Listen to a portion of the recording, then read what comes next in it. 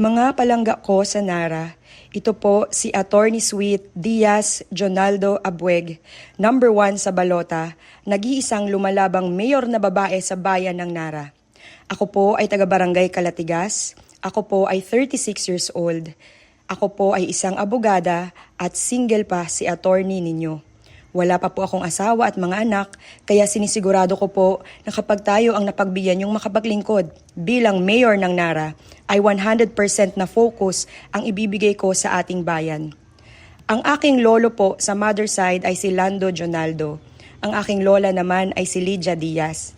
Ang nanay ko po ay si Nining Nina Diaz Jonaldo na dati rin pong nag-aral sa Takras sa Adventist Academy. Sa aking father side naman po, ang aking lolo ay si Romeo Edora Abueg Sr. at ang aking lola ay si Leonides Bolos. Ang akin naman pong tatay ay ang dati ring komando, Depunto Renato Ato Bolos Abueg. Tulungan po ninyo ako mga palangga na matulungan pa ang ating mga kababayan dito sa bayan ng Nara. Ako po ay nakapagtapos at gumraduate ako sa college ng magna cum laude. Maliban po doon, ako po ay nakapag-aral sa 3 iba't ibang bansa bilang scholar. Ako po ay nakapag-aral sa South Korea sa aking College of Computer Studies at ang akin naman pong masteral ay nakapag-aral po ako sa Taiwan ng aking Master of Business Administration. At nitong nakaraan lamang po, ako po ay pumunta sa Amerika para po makapag-aral ng good governance o tamang pamamalakad sa gobyerno. Dahil po si Attorney Sweet Abueg ay bunga ng mga scholarship, ako po ay magbibigay ng scholarship sa lahat ng mga estudyanteng taga-Nara kapag po tayo ay naging mayora na. Malaking tulong ang libreng edukasyon sa ating mga kabataan, lalo't higit pa, sabi po ng tatay ko, ang edukasyon, ang tanging kayamanan na kailanman ay hindi mananakaw sa atin. Kaya hangad ko po na magbigay ng scholarship sa aking mga kababayan dito sa Nara. Maliban po dyan, ako po ay meron ding work experience at background sa national government, sa local government at pati na rin po sa international community. Ako po ay nakapagtrabaho sa Congress bilang political officer. At bilang political officer, ako po ay nagsagawa ng mga pagpupulong sa iba't ibang ahensya ng gobyerno sa edad na 23 years old. Ako po ang nagdadraft o gumagawa ng mga panukalang batas ng mga congressman. Ako rin po ang gumagawa ng kanilang mga speech. At sa edad na 23 anyos, ay nandoon na po ako sa Manila, sa Quezon City, sa House of Representatives upang makipag-meeting at makipagtalakayan sa iba't ibang sangay ng gobyerno tulad ng DA, DOH, LTO, DILG, DPWH at iba't iba pa. Noong panahon na muntik nang tanggalin ang SK sa Pilipinas, ako po ay nahalal bilang Youth Leader at Secretary General ng National Youth Commission ng buong Pilipinas at ako po ay directly reporting sa Office of the President na nandoon po sa Malacanang. Sa international community naman po, ako rin po ay naging Student Body Government President ng mga international students mula sa iba't ibang lugar katulad ng Amerika, Europa, Korea, Taiwan, China at Malaysia, Thailand, Indonesia. Kaya po ang Attorney Sweet Abueg ninyo, hindi po matatawaran ang ating eksperyensya.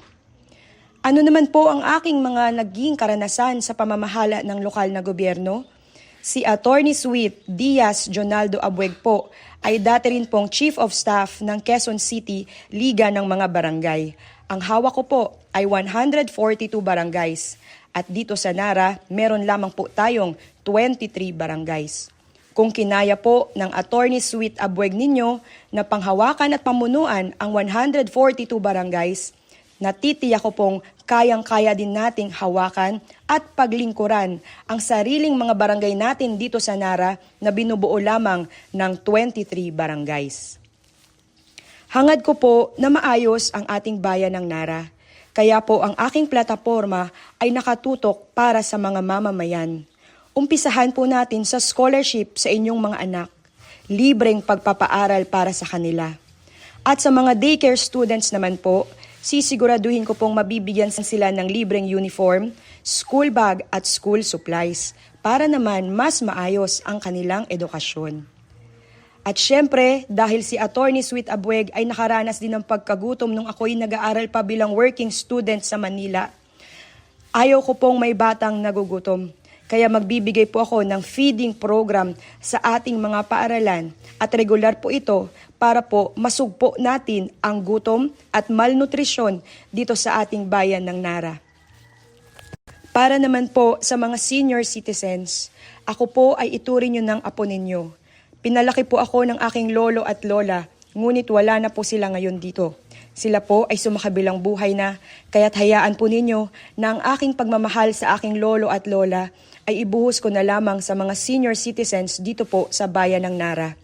Kapag si Sweet ang mayora ninyo, tinitiyak kong may birthday cake ang lahat ng senior citizens sa tuwing birthday po nila. Ang mga maintenance medicines sa high blood, cholesterol, diabetic, uric acid, katulad ng losartan, metformin, amlodipine, B1, B6, B12, perosulfate at mga multivitamins ay libre ko pong ibibigay sa inyong mga senior citizens at i-house to house ko pa. Sa mga ina ng tahanan, alam ko pong mahirap kapag nagkakasakit ang inyong mga anak. Kaya hayaan po ninyong si Attorney Sweet ang maglingkod bilang mayora ninyo sapagkat kung si Attorney Sweet ang mayora ng Nara, libre po ang pagpapagamot sa inyong mga anak.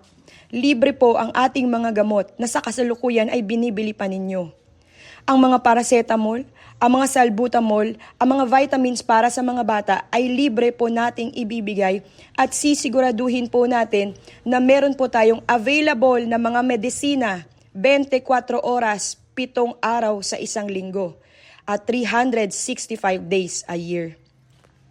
Sa kasalukuyan dito po sa bayan ng Nara, kapag kayo po ay nakagat ng aso, kayo pa po ang bibili ng inyong injeksyon kontra rabies. Dapat po ito ay libre na. Dahil sa ibang munisipyo, ito po ay nabibigay ng libre, ngunit nakakapagtaka dito po sa ating bayan ng Nara wala. Kaya pagkagising ko sa umaga, marami na pong nanghihingi sa akin ng pangbili ng kanilang injeksyon, pang anti-rabies dahil nakagat ang kanilang mga anak o kapamilya. Dahil sa kasalukuyan ay wala po ito. Tulungan niyo po si Attorney Sweet Abweg at iboto bilang mayor ng Nara. At kapag nanalo na po tayo, titiyakin ko pong meron tayong available na injeksyon laban sa rabies para po libre na po kapag kayo ay nakagat ng aso o nakalmot ng pusa. Kasama na rin po dyan ang libreng injeksyon anti-tetano. Sa kasalukuyan po, nakakalungkot dahil ang ating mga mamamayang taga-Nara kapag nangangailangan po ng hospitalisasyon ay pumupunta pa sa Aborlan. Tulungan niyo po si Attorney Sweet na makaupo bilang mayor ng Nara at kapag tayo ay nakaupo bilang mayor ng Nara, aayusin po natin ang ating ospital. Magkakaroon po tayo ng libreng x-ray, libreng ultrasound, libreng ECG at libreng dialysis para po sa mga palangga ko dire sa Nara. Si Attorney Sweet Abweg ay isang abogada at sa kasalukuyan ay ibinibigay na natin ang ating serbisyo ng libre sa ating mga mamamayan dito sa Nara at marami na rin po tayong mga kasong na ipanalo at napadismiss. Kung ako po ang inyong mayora, sisiguraduhin ko po na maglalagay ako ng mga abogado sa munisipyo para sa ating legal office at ang lahat ng mga taga-Nara ay magkakaroon ng libreng abogado. Sa mga susunod pong Pasko, lalong-lalo na ngayong 2025, kapag nakaupo na bilang mayora ninyo si Attorney Sweet Abweg, hindi na po magiging malungkot ang Pasko natin sapagkat sagot ko na po ang Noche Buena ninyo. Maghahatid po ako ng pamaskong handog sa bawat tahanan para ang mga pamilya ng mga taga-Nara sa lahat ng 23 barangays natin ay makakatanggap po ng libreng pamaskong handog mula sa inyong mayora, Attorney Sweet Diaz Jonaldo Abweg. Sa lahat naman po ng gustong maghanap buhay pero wala pong pangkapital o kinakailangan ng pandagdag puhunan, tulungan po ninyo ako. Dahil si Attorney Sweet Abweg bilang mayora ay magpapahiram sa inyo ng inyong pampuhunan at wala po itong interes. Ang nais ko lamang ay makapagtrabaho kayo at makapaghanap buhay para meron po kayong kinikita sa araw-araw. At kung kayo po ay kumikita na, ay ibalik nyo paunti-unti sa akin para ang ibang gustong maghanap buhay ay mapahiram din po natin ng libreng pampuhunan. Sa lahat ng mga vendors at maliliit na negosyante, ramdam na ramdam ko po ang hirap na inyong dinaranas ngayon dahil sa mahal ng inyong mga permit at tax na binabayaran. Kapag si Atty. Sweet Abweg na po ang naupo bilang mayora, gagawin ko po ang lahat para mapababa ang inyong mga business permit at sisiguraduhin kong ikansela ang kung anumang mga special permit na patong-patong na sinisingil sa inyo. Ang gusto ko po ay maghanap buhay kayo at kumita kayo ng pera at magkaroon kayo ng maayos na buhay. Kaya ayaw ko pong pahirapan kayo. Mga palangga ko dire sa Nara, sa lahat ng mga solo parents at PWD, itulungan niyo po ako si Atty. Sweet Abweg at iboto at ipanalo bilang mayor ng Nara. Dahil bibigyan ko po ng welfare allowance ang lahat ng mga solo parents dahil napakahirap magpalaki ng mga anak ng mag-isa. Napakahirap maging ama at ina ng inyong mga anak. Kaya tulungan niyo po akong tulungan kayo mga solo parents.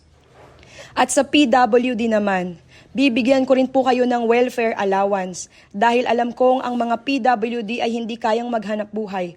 Tutulungan po kayo ng inyong mayora, Atty. Sweet Abweg, na meron po kayong panggastos pang araw-araw.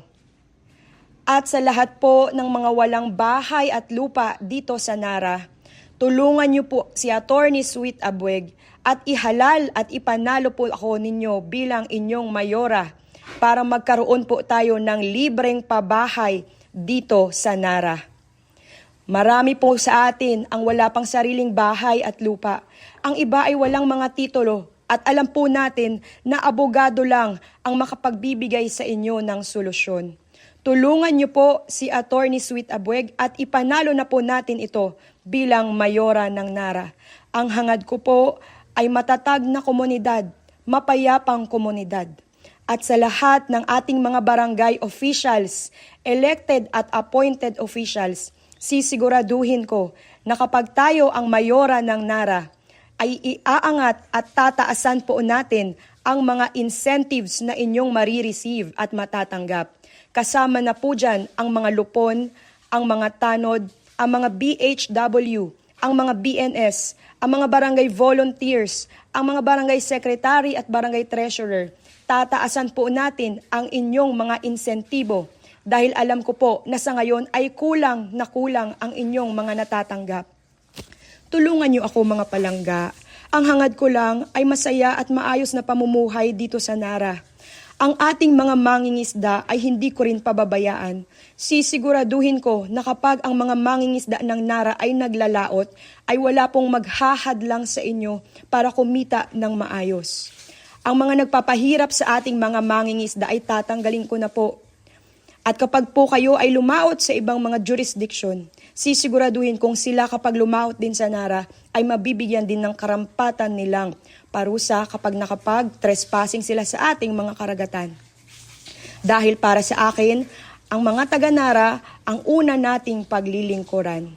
Sa ating mga magsasaka naman po, sa kasalukuyan ay wala po kayong nare-receive na tulong mula po sa ating lokal na pamahalaan, bagkus ang inyo pong nare-receive ay para lamang at mula lamang sa national government sa tulong po ng DA at DAR. Hayaan po ninyong tulungan ko kayo kapag ako na ang mayora ng Nara. Dahil ang sektor ng agrikultura ay ating iaangat. Bibigyan po namin kayo ng libreng mga binhi, fertilizer at mga libreng pataba at libreng pestisidyo para sa inyong mga basakan. Iaangat po natin at ibabalik natin ang Rice Granary of Palawan, ang ating bayan ng Nara.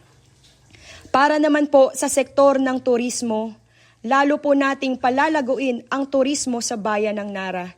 Sa aking pag-iikot ay lalo pong akong napapamahal sa ating bayan.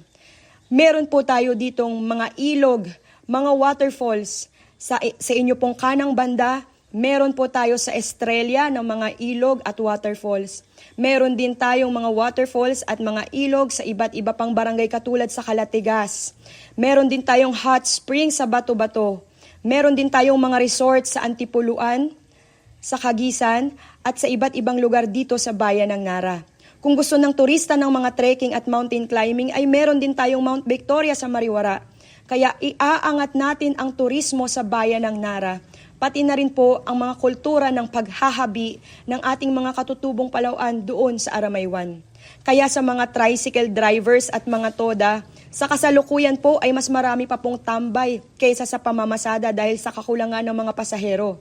Kapag naiangat na po natin ang turismo dito sa Nara, tiyak ko po na marami na tayong pasahero at maraming palaging kinikita ang ating mga toda. Ang mga turista ay dito po matutulog sa bayan ng Nara, kaya po ang mga hotel at mga pension house ay kikita rin po. Ang mga turista ay dito rin kakain sa bayan ng Nara, kaya ang mga fast food, restaurant at karinderya ay kikita rin po. Ang mga turista ay dito rin mamimili sa ating market sa Nara, pati ang kanilang mga for souvenirs. Kaya tinitiyak kong ang mga negosyante, lalong-lalo na aming mga tindahan at ang sa mga market, ay kikita rin po. At usaping market po, ayusin natin ang kalakaran ng market dito sa Nara. Pausbongin natin ang ekonomiya ng ating bayan.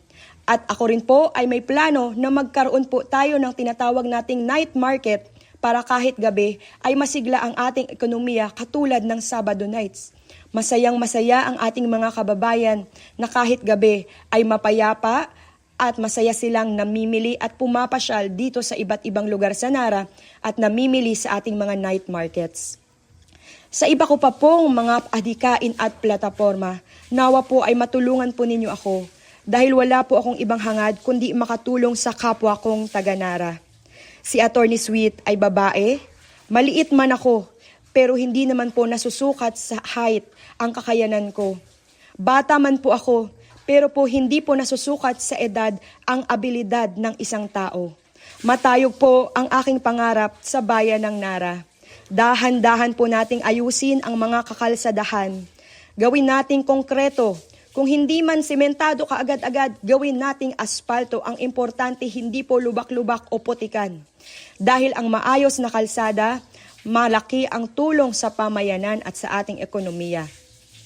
Aayusin natin ang mga kalsada, lalagyan natin ng street lights at lalagyan din natin ng CCTV para sigurado nating mapayapa at ligtas ang ating mga kakalsadahan dito sa bayan ng Nara. Marami po akong hangad para sa inyo. Huwag niyo po akong pababayaan, huwag niyo po akong kalilimutan at alam kong ang pagiging mayor ay hindi po madaling trabaho dahil libo-libong buhay ang nakasalalay sa balikat ng isang mayor. At naniniwala po ako na kapag tayo ay nakaupo na dito sa bayan ng Nara, ang akin pong gagawin sa aking pamunuan ay good governance. Wala po tayong itatago o ililihim sa ating mga mamamayan. Taon-taon po akong mag-uulat sa inyo tungkol sa kalagayan ng ating bayan. Iuulat ko po ng makatotohanan kung magkano talaga ang ating budget at kung saan napupunta ang ating budget para po alam po ninyo kung saan napupunta ang pera ninyo bilang ito ay kaban ng bayan. Tulungan po ninyo ako mga palangga. Wala po akong ibang hangad kundi matulungan kayo.